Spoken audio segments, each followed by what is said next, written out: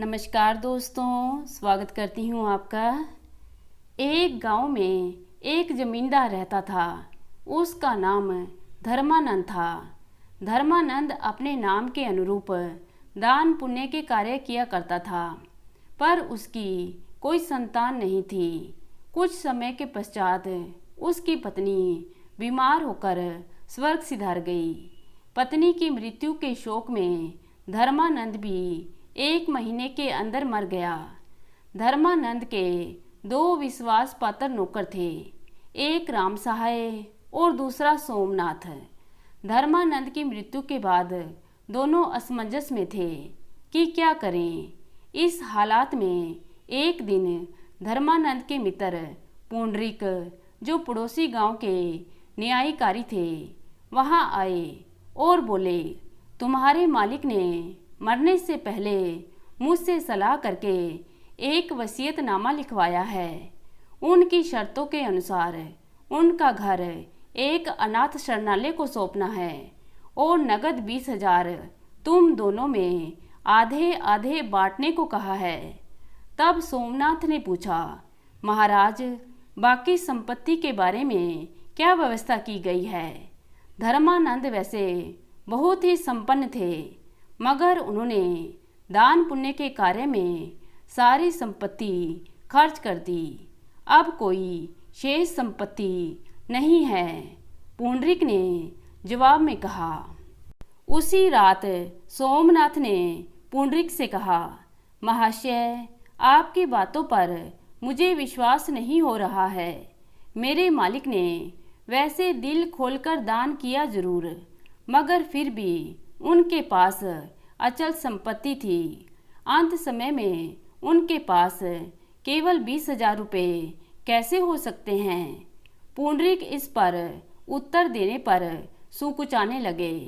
तब सोमनाथ ने उसके हाथ में 1,000 रुपये रखे और बोला, आपने मुझे 10,000 रुपये सौंप दिए।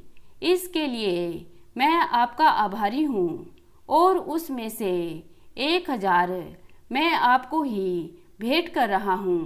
अब आप वसीयत की सारी बातें सच सच बताइए। पुंडरीक मुस्कुराकर बोले, तुम बड़े ही अक्लमंद मालूम होते हो। तुमने ठीक ठीक भाप लिया कि मैं वसीयत की कुछ बातें छिपा रहा हूँ। सच बात यह है कि धर्मानंद की संपत्ति के रूप में 1 लाख नगद बाकी है। धर्मानंद ने तुम्हें और राम सहाय को पहले 10,000 रुपये देकर तुम दोनों के लिए एक परीक्षा रखी है। उन्होंने मुझे कहा है कि तुम दोनों यह रकम कैसे खर्च करते हो, यह मैं देखूं, और जिसके खर्च करने के तरीके से उनकी आत्मा को शांति मिल सकती है, उसी को मैं बाकी के 1 लाख रुपये सौंप दूं। यह सुनकर सोमनाथ बहुत खुश हुआ। घर लौटकर उसने धर्मानंद की प्रतिमा बनवाकर गांव के चौराहे पर लगा दी।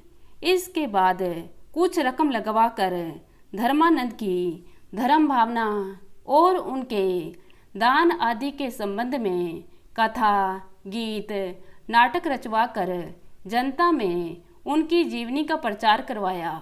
राम साहेब बेचारा वसीयत शर्त के बारे में कुछ नहीं जानता था, मगर अपने मालिक के चरित्र का उस पर खास प्रभाव था। इसलिए उसके हाथ जो पैसे आए उससे वह गरीब लोगों को अन्न दान करने लगा।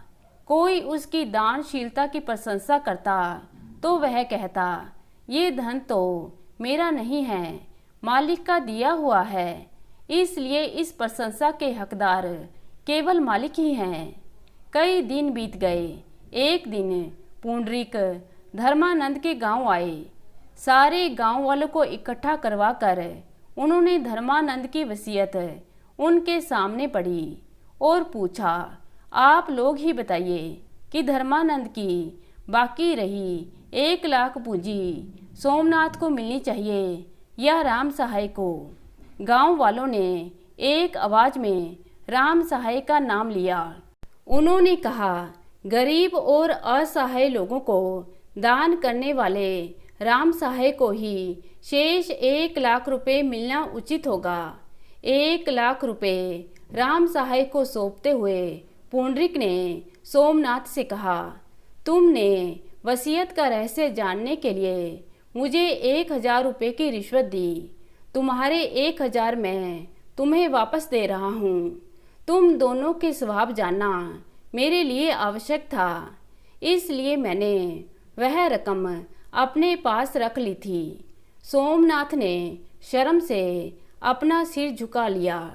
तब राम सहाय ने अपनी रकम में से 10,000 रुपये उसे देते हुए कहा, सोमनाथ, हमारे मालिक से प्राप्त सारा धन तुमने अपने विचार से खर्च कर डाला, इसलिए यह रकम तुम अपने पास रख लो। इसके बाद राम सहाय ने शेष रकम से धर्मानंद के नाम से एक सराय बनाई और गरीबों की सहायता करते हुए संतुष्टि पूर्वक अपना शेष जीवन बिताया। तो दोस्तों, कैसी लगी आज की कहानी? उम्मीद करती हूँ